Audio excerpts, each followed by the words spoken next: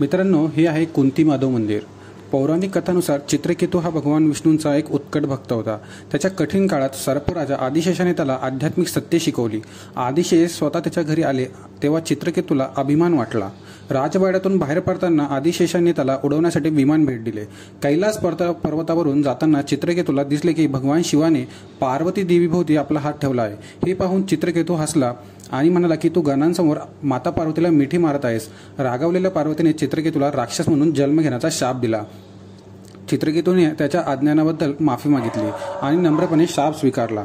चित्रकेतूचा जन्म वृतासुराच्या रूपात प्रजापती या ऋषीकडे झाला, जो महान शक्ती असलेला ऋषी होता।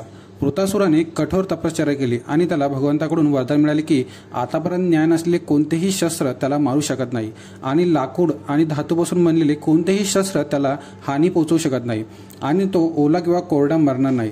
त्याला युद्धादरम्यान वाढत जाणारी शक्ती देखील देण्यात आली। वृतासुराने आपल्या सर्व शक्तींची स्वर्गाचा देव इंद्र याला पदच्युत केले।